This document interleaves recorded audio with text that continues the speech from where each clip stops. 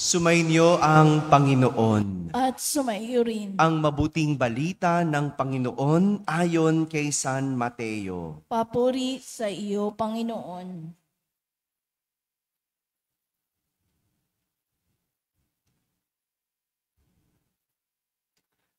Nang mga sandaling iyon, lumapit kay Jesus ang mga alagad at nagtanong, "Sino po ang pinakadakila sa kaharian ng langit?"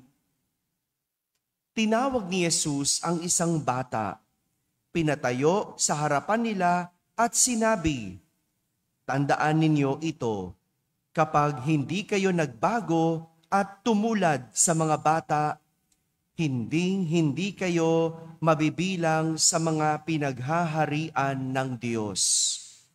Ang sinumang nagpapakababa ng gaya ng batang ito ay siyang pinakadakila sa mga pinaghaharian ng Diyos. Ang sinumang tumanggap sa isang batang ganito dahil sa akin, ay ako ang tinatanggap. Ingatan ninyo na huwag hamakin ang isa sa maliliit na ito. Sinasabi ko sa inyo, sa langit ang kanilang mga anghel ay laging nasa harapan ng aking Ama. Ano sa akala ninyo ang gagawin ng isang taong may 100 tupa kung maligaw ang isa sa mga iyon? Hindi kaya niya iiwan ang 99 na manginginain sa kaburulan upang hanapin ang naligaw? Sinasabi ko sa inyo, kapag nasumpungan niya ito, higit niyang ikinagagalak ang isang ito kaysa 99 na hindi naligaw. Gayon din naman, hindi kalooban ng inyong amang nasa langit na mapahamak ang isa sa maliliit na ito."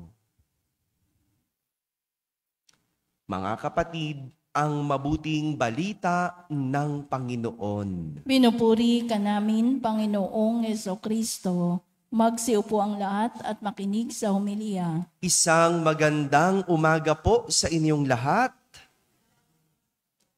Magandang umaga sa mga nasa barangay, sa mga nasa tahanan na nagsisimba via online at sa lahat ng nasa abroad. Kasama kayo sa aming banal na pagdiriwang dito sa ating parokya. Sa tuwing pinag-uusapan o mapag-uusapan ang kaharian ng Diyos, palaging issue sa mga alagad ni Jesus ay kung sino ang mauuna. Sino ang pinakauna? Katulad na lang ng ina ng magkapatid na Juan at Santiago. Naalala niyo ba yung kwento?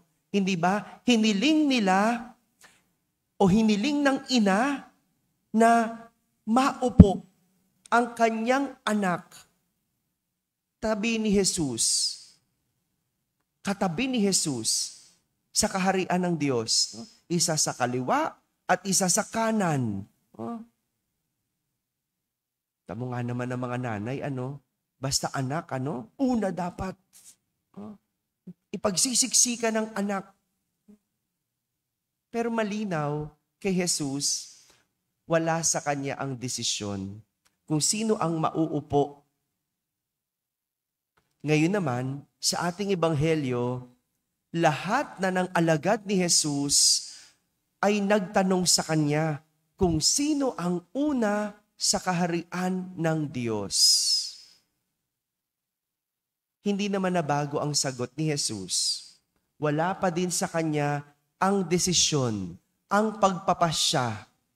Kaya para malinaw sa mga alagad ni Jesus, tumawag siya ng maliit na bata at sinabing, "Hanggat hindi kayo nagbabago at nagiging katulad ng maliit na bata, hindi kayo makapapasok sa kaharian ng Diyos."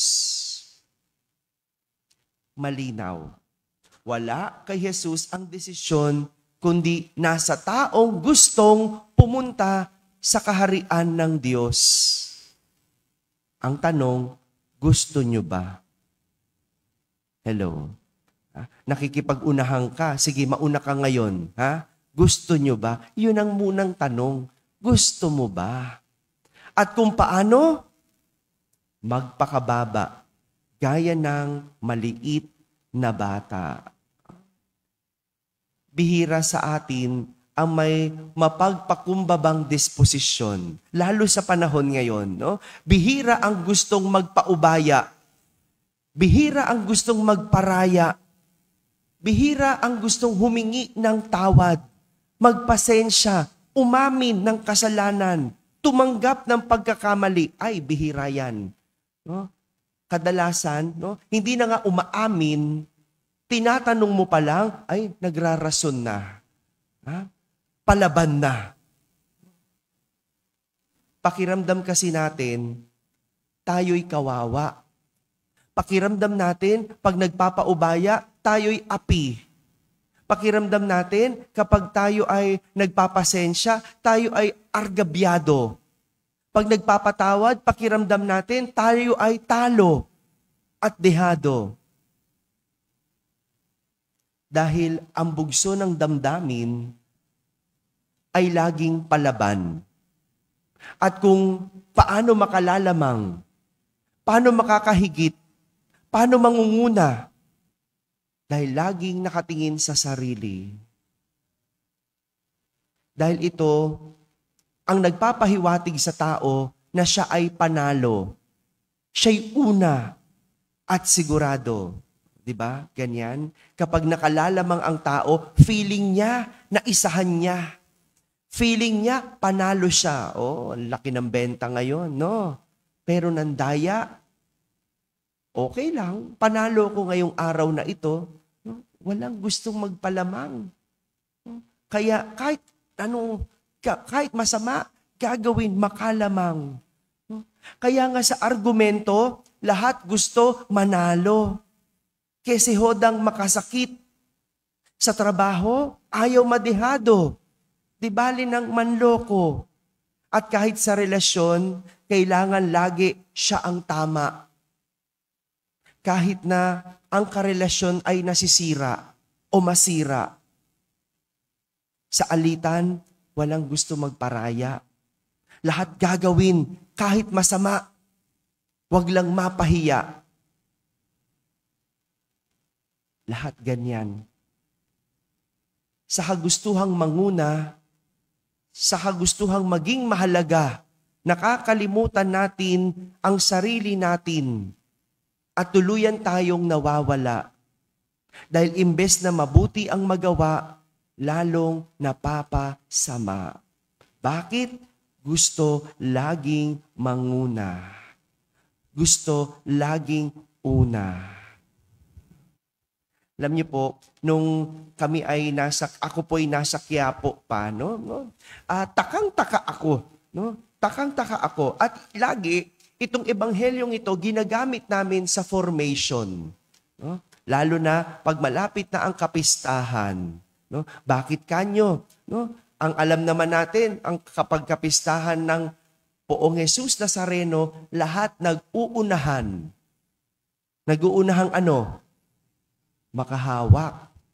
Diba? Kese hodang makasakit, lahat nag-uunahan. Alam mo, matatawa ka nga dyan eh. No? Ako, no, hiwagang-hiwaga talaga.